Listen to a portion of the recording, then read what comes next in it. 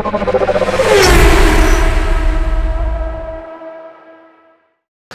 and welcome to AutoToday. My name is Dipayan and you're joining me at Kia's Anantapur facility to review this. Now it's going to be a really short review because we have very sparing time, but let's not waste any more time as per usual and jump straight into our review of the brand new Kia EV9, Kia's flagship luxury vehicle, not just in India, across the world. This is the 1.3 crore Kia and this is our review.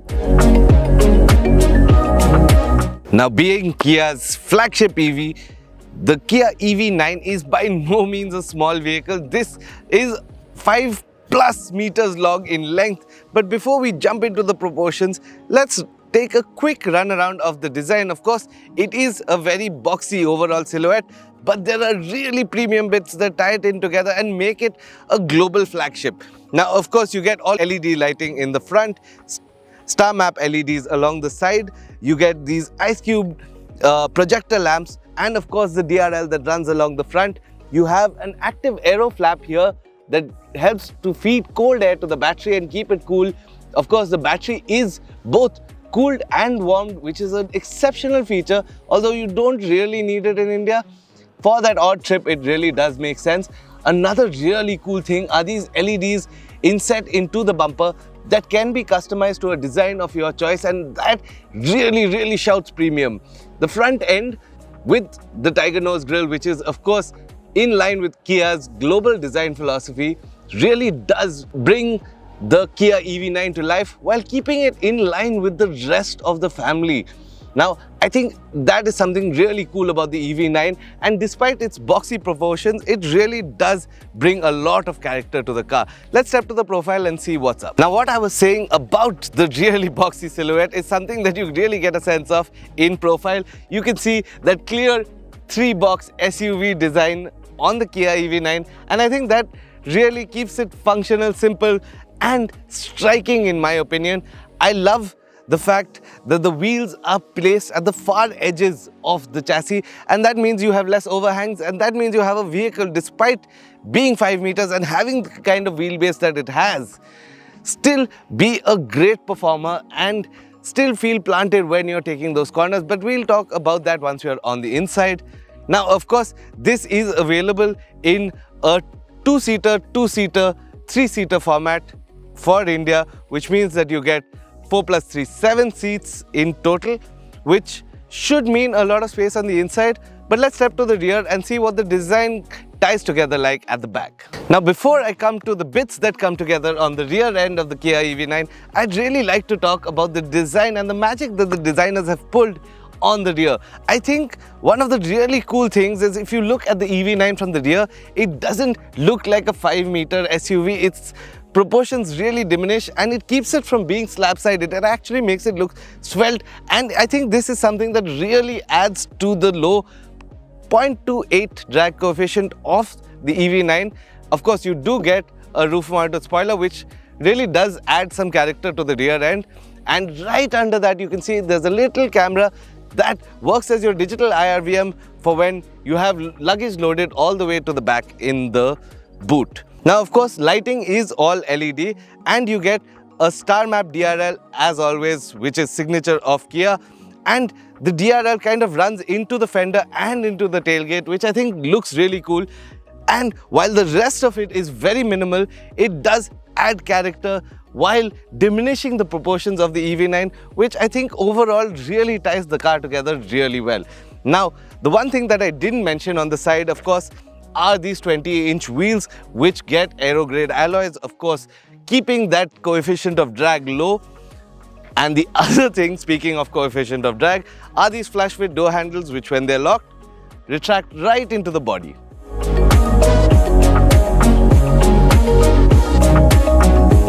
Step inside and the cabin of the EV9 takes a serious shot at premium territory. You're immediately hit by the scale and the spaciousness. But with the EV9, it's not just about space. It's the texture and intent. Soft touch panels, recycled materials that don't feel like they were recycled, and that predominantly horizontal layout that dominates the dashboard. Overall, you get 3 screens a 12.3-inch digital cluster, a 12.3-inch infotainment display, and a 5-inch HVAC display that sits in between. Overall, the UI is clean and modern and thankfully doesn't feel like a PowerPoint deck from 2032. Dual wireless chargers, USB-C ports for every row, mood lighting, multi-zone climate control, heated and ventilated seats. The feature list is flagship. There's even an optional 14-speaker Meridian sound system if you're the type who plays lossless audio just to people. But what really stands out is the space in all three rows. Of course, row 2 gets the VIP treatment with the captain chairs, but the third row too is surprisingly usable, not just for kids.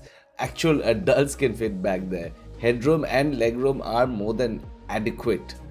Now, while the EV9 is still one of those EVs that you'll really enjoy driving, I think it also makes a lot of sense for those who want to spend a lot of time in the second row, because these are the seats that you want to be in. They're super comfortable, and of course, they are fully reclinable electronically.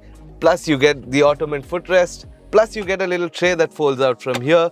You get a fridge underneath here, a touchscreen control for your instruments, your infotainment, and these two seats, which I think is really cool. You get a fast charger here and another retractable tray here for when you need more space, more storage, and to make a little divide between the two passengers sitting at the rear.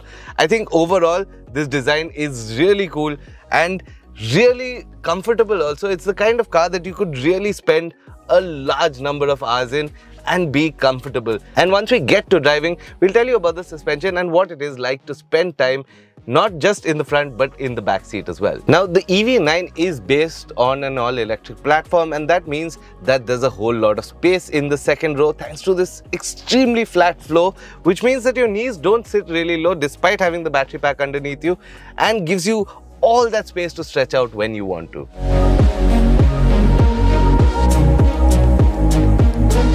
The EV9 globally is available in two main powertrain configurations, but the India spec one gets the dual motor AWD GT line.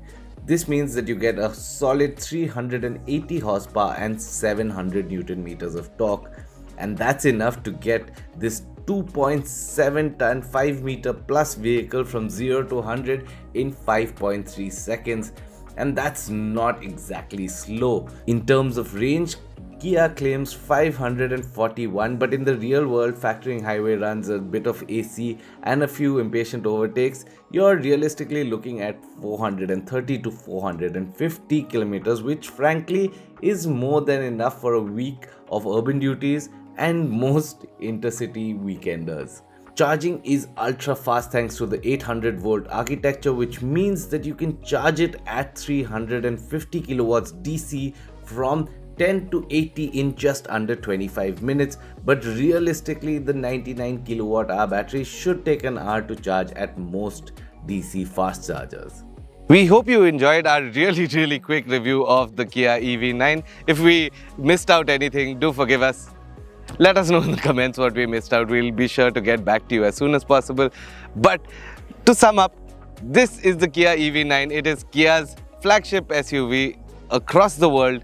In India, it comes as a CBU, which prices it around 1.3 crores. But if you'd like to buy one, you probably can't, because Kia is sold out for 2025 with the EV9. All the units that they had intended to sell, they have sold. Of course, if there are cancellations, you could contact your local Kia dealer and find out. Let us know what you think of the Kia EV9 and whether it's worth the 1.3 crore price tag, and whether it stands out as a global SUV flagship in the comments. This is Didi signing off. And finally, if you haven't yet subscribed to the AutoToday channel, this is your chance to do that now. And of course, if you like this video, don't forget to smash that like button.